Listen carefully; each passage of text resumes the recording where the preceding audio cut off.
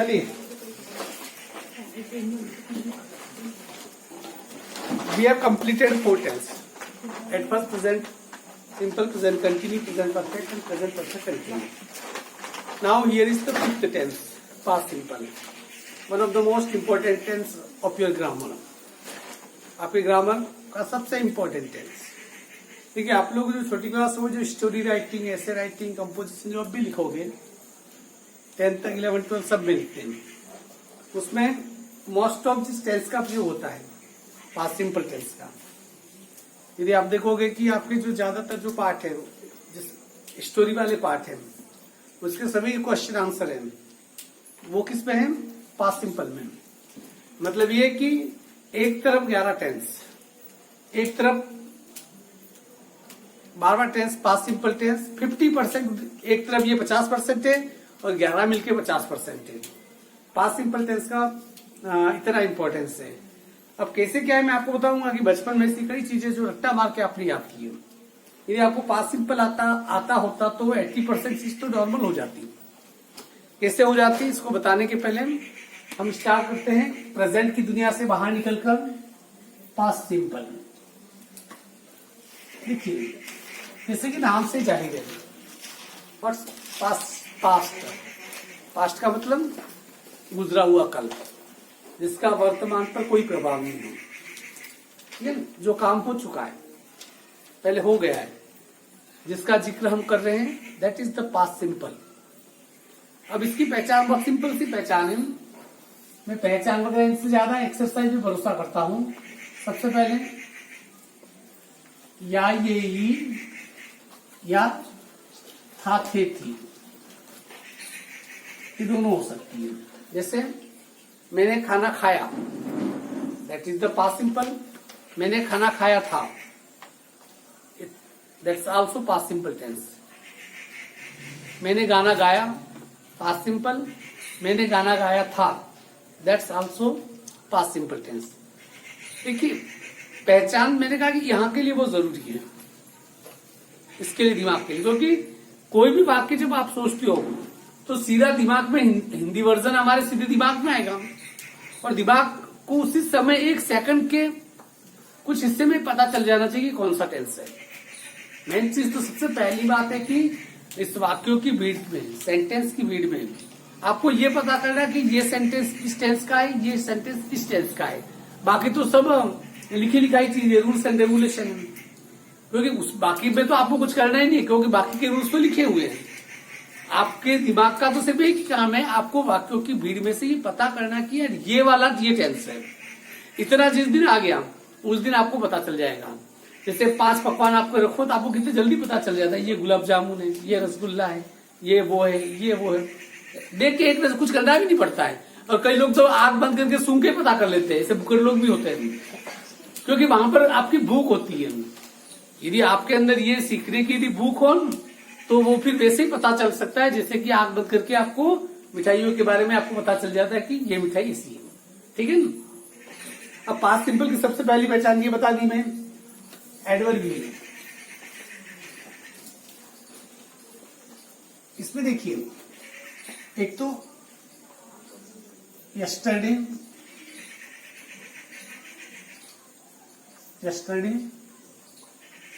अगो या past, past की कोई घटना, पास्ट की किसी घटना का, जैसे कि पास्ट की किसी घटना का वर्णन करें, जैसे 2 days बिफोर।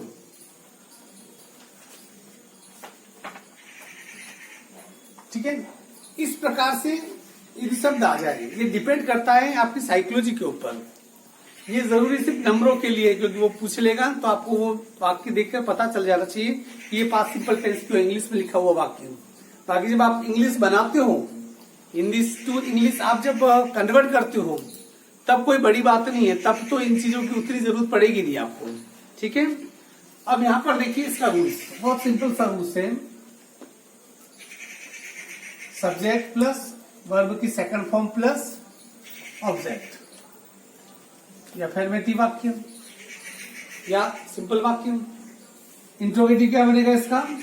डीड आगे आ जाएगा, सब्जेक्ट प्लस वर्ब की सेकंड फॉर्म की जगह फर्स्ट फॉर्म हो जाएगी, क्योंकि यहाँ पर डीड अपने आप में सेकंड फॉर्म है। प्रेजेंट सिंपल टेंस में भी हेल्पिंग वर्ब नहीं थी, मैंने पहले ही कहा था 2 टेंस में हेल्पिंग वर्ब नहीं होती है, एक तो प्रेजेंट सिंपल में और एक पास्ट सिंपल में। तो प्रेजेंट सिंपल में हेल्पिंग वर्ब नहीं थी, तो उसका अपन इंट्रोगेटिव बना रहे थे, तो क्या कर रहे थे, डू या डस आगे ला रहे थे। यहाँ पर हम इसकी हेल्पिंग वर्ब नहीं है, तो हम आगे क्या ला रहे, डीड ला रहे हैं। डू की सेकंड फॉर्म इसने क्या कर दी, डीड कर दी। Did plus subject plus verb की फर्स्ट फॉर्म प्लस ऑब्जेक्ट। जब यहाँ डीड आ जाता है तो इधर वर्ब की सेकंड फॉर्म वापस आप नहीं लगाएंगे, क्योंकि डू की सेकंड फॉर्म वो डीड में क्या कर चुका है, कन्वर्ट कर चुका है। दूसरी चीज ये हो गया इंट्रोगेटिव। यदि नेगेटिव बनाना हो, क्या बनाना हो, नेगेटिव, तो सब्जेक्ट प्लस डीड के साथ नॉट लगा दो, डीड नॉट प्लस वर्ब की first form plus object, that is negative.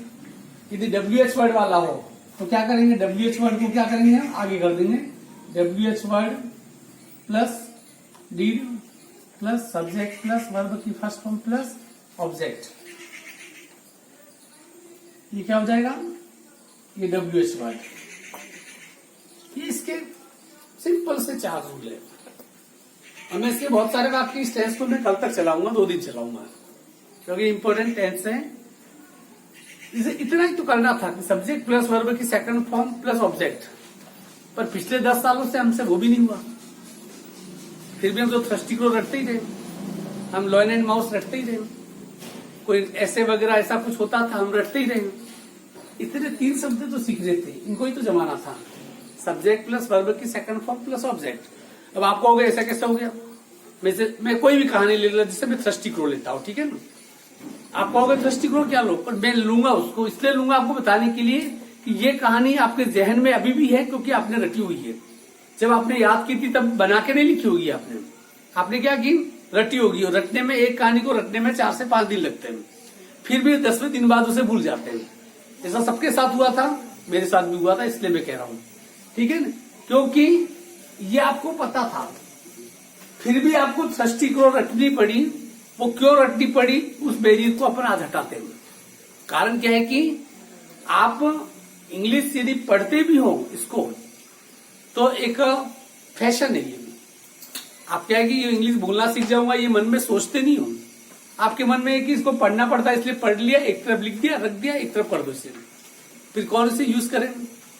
देखिए, पढ़ा लोहा भी यदि उसे छेड़े नहीं, उसके साथ छेड़खानी नहीं करे, तो उसमें क्या लग जाता है, जंग लग जाता है। और दिमाग का इस्तेमाल नहीं किया जाए तो क्या लग जाता है, इसमें भी जंग लग जाता है।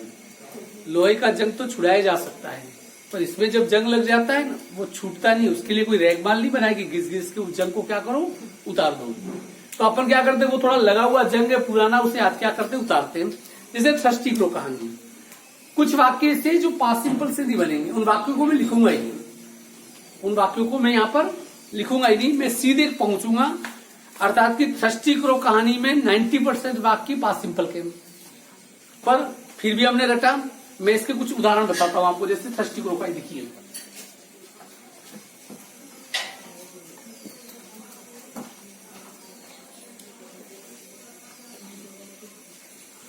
कौए ने एक घड़ा देखा, वह घड़े की, कैमरा चालू है, तरफ उड़ा और घड़े की तरफ उड़ा।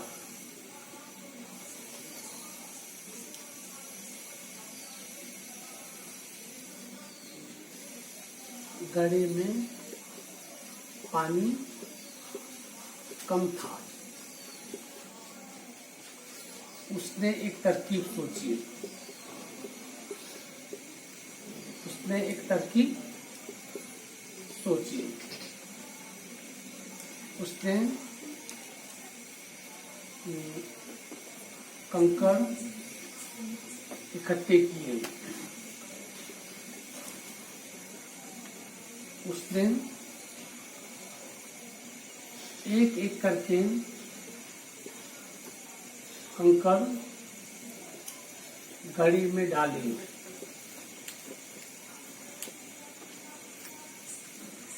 उसने पानी पिया,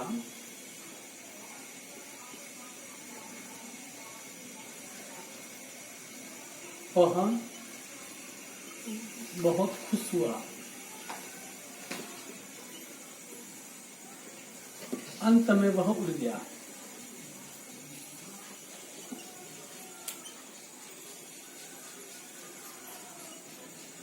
इससे मैंने कितने वाक्य लिखे? 1 2 3 4 5 6 7 8 9।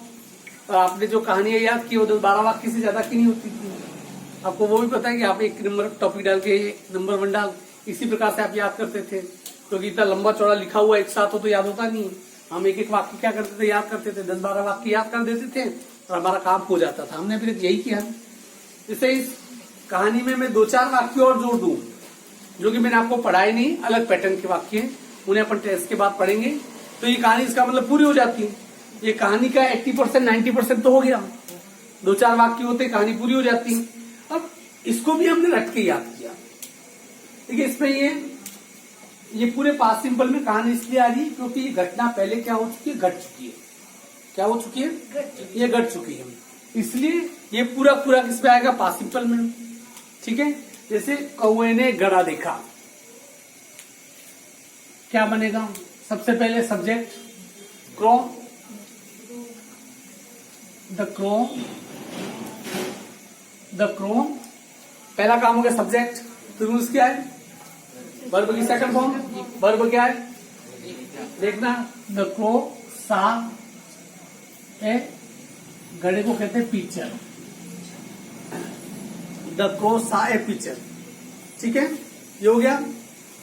वह गधे की तरफ उड़ा, वह गधे की तरफ उड़ा, इट, उसके लिए ही नहीं लगाएंगे, जानवर है, छोटा जानवर, उसके लिए इट लगाते, इट। फिर काम, ये सब्जेक्ट हो गया। वर्ब क्या है? उड़ने को क्या कहते हैं? फ्लाई की second form flu, it flu, गधे की तरफ तो एटम, पिक्चर, वह गधे की तरफ उड़ा, गधे में पानी कम था। ये वाक्य पास्ट सिंपल से नहीं बनेगा, पर मैंने क्या है कि इसकी कंटिन्यूटी बनाने के लिए मैंने ये दे दिया। इस प्रकार के वाक्यों को बाद में सीखेंगे। ठीक है, गधे में पानी कम था, तो there was a little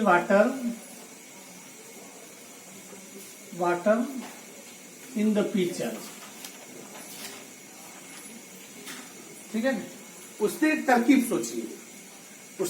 Sochi, it, subject क्या आएगा इस सब में? इट। काम क्या हो रहा है? सोचना को क्या कहते हैं? थिंक की second form thought, it thought a plan. उसने क्या की? एक तरकीब सोची, उसने कंकड़ इकट्ठे किए। तो इट, सबसे पहले इट, काम क्या हो रहा है? इकट्ठा करने को क्या कहते हैं? कलेक्ट की second form collected, it collected some, कंकड़ को कहते हैं पेबल्स। क्या कहते हैं? पेबल्स। उसने कुछ कंकड़ इकट्ठे किए, उसने एक एक करके कंकड़ गड्ढे में डाले। सब्जेक्ट क्या है यहाँ पर? इट। काम क्या हो रहा है? डालने को कहते हैं ड्रॉप की second form drop. It dropped, क्या डाले? Pebbles in picture, 1 by 1। 1 by 1 का मतलब एक एक करके। उसने पानी पिया, क्या होगा? इट,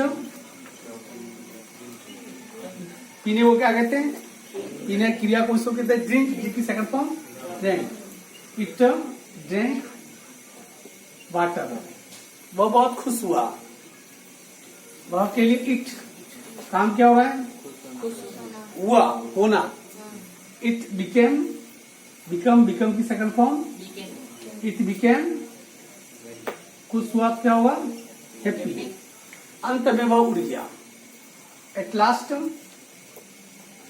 भी आगे बताऊं, वह उड़ गया। इट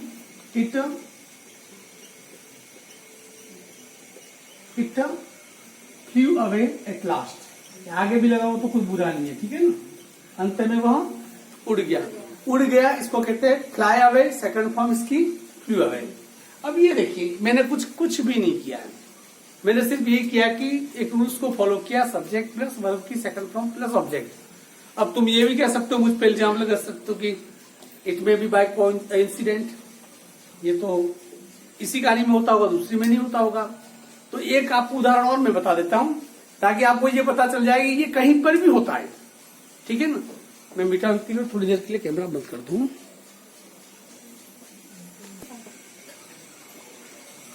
हाँ देखिए, अब आप मुझ पे ये इल्जाम लगा सकते हैं कि थर्स्टी क्रॉ में पास्ट सिंपल टेंस का उपयोग हो सकता है। ये कहानी है लॉयन एंड द माउस। मैंने ऊपर कहानी का नाम नहीं लिखा क्योंकि पूरी कहानी नहीं, इस पे कुछ और टेंस भी आएंगे, वो वाक्य मैंने छोड़ दिए। वो तो क्या है कि जैसे जैसे अलग अलग टाइप के सेंटेंस पढ़ेंगे, अभी तो सिर्फ एक टेंस कितना इंपॉर्टेंट हो सकता है वो मैं आपको बताने जा रहा हूं। अब ये इस पे 17 वाक्य है, किसी कहानी में 17 वाक्य बड़ी कहानी बन जाती है। तो ये कहानी भी आपने रटी होगी ना। हम क्या करते हैं 10वीं तक जिंदगी में, यही तो करते हैं। 10 साल तक, 12-13 साल में हम 2-3 कहानियां रख पाते हैं, यही करते हैं, इससे ज्यादा कुछ नहीं। अब यहाँ पर 15 वाक्य यदि पास्ट सिंपल से बन रहे तो बाकी से तो 2-3 ही वाक्य बन रहे। तो चलिए लेट वी स्टार्ट। जैसे यहाँ पर देखिए 1-2 वाक्य मैंने दूसरे टेंस के लिख दिए। जैसे शेर पेड़ के नीचे सो रहा था, ये रहा था मैंने आपको नहीं पढ़ाया मैंने, ये मैंने आपको नहीं पढ़ाया है। तो यहाँ पर देखिए, तो ये नहीं पढ़ाया मैं लिख देता हूं क्योंकि इसके बाद वाला टेंस यही है। The lion was sleeping under a tree, ठीक है। दूसरा देखिए, अब स्टार्ट करते। एक चूहा वहां आया, तो ए माउस सब्जेक्ट, काम क्या हो रहा है, आने को क्या कहते हैं, कम की सेकंड फॉर्म केम। कहाँ आया, वहां आया, तो केम देयर, ठीक है। आपको सब्जेक्ट वर्ब और ऑब्जेक्ट तीनों को साथ में लेके चल रहा है, इनमें किसी को छोड़ नहीं सकते आप, ठीक है ना। वह शेर के शरीर पर कूदा, या चूहा, वह किसके लिए, चूहे के लिए। चूहे के लिए किसका उपयोग करेंगे, इट। इट आ गया, वर्ब क्या है, कूदना। कूदे को क्या कहते हैं, इट जम्प्ड। कहाँ कूदा, शेर के शरीर पर, ऑन द लॉयंस बॉडी। कहाँ कूदा, शेर के शरीर पर। शेर जाग गया तो क्या होगा, द लॉयन सब्जेक्ट हो गया। अब वर्ब क्या है, जागरूक क्या कहते हैं, गेटअप। एक तो सिंपल उठना आपकी मर्जी से, वो होता है गेटअप। तो कोई जगाता है अचानक जाग जाते तो उसे कहते हैं wake up. Wake up second form walk up, the lion walk up. उसने चूहे को पंजे में पकड़ लिया, उसने किसने पकड़ा, शेर ने। तो यहाँ शेर के लिए क्या आएगा, ही।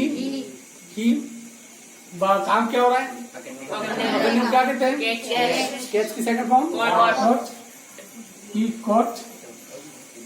ही caught the lion, sorry he caught the mouse. कहाँ पकड़ा, पंजे में, इन हिज पा का मतलब पंजा, ठीक है। वह उसे मारना चाहता था। इसमें देखो 2 वर्ब है, एक तो मारना, एक चाहना। तो पहला काम क्या हो रहा है, हाँ पहले चाहा है उसने, फिर मारेगा वो, ठीक है। इसमें पहले जो काम होता है वो वर्ब पहले, और दूसरा काम हो रहा है उसके आगे टू लगा के वो वर्ब लिख देनी फर्स्ट फॉर्म। जैसे वह उसे मारना चाहता था, ही काम क्या हो रहा है, चाहना, ही वांटेड। फिर किससे जोड़ेंगे, टू। दूसरा काम क्या हो रहा है, मारना, इसकी first form kill. He wanted to kill it. It किसके लिए है, चूहे के लिए, ठीक है। चूहे ने उससे छोड़ने की प्रार्थना की। यहाँ पर भी 2 वर्ब है, प्रार्थना की और छोड़ना। पर पहला काम क्या होगा, तो प्रार्थना वाली सेकंड फॉर्म लगेंगे, ठीक है ना। चूहे ने उससे छोड़ने की प्रार्थना की, द माउस क्या होगा, प्रार्थना करने को क्या कहते हैं, देखो भगवान के सामने जो की जाती है वो प्रे, तो किसी और के सामने की जाती है तो रिक्वेस्ट, ये ध्यान रखना, ठीक है ना। द माउस रिक्वेस्टेड टू, दूसरा काम छोड़ना, टू लीव लीव इट, उसे छोड़ने की प्रार्थना की। शेर को दया आ गई, द लॉयन,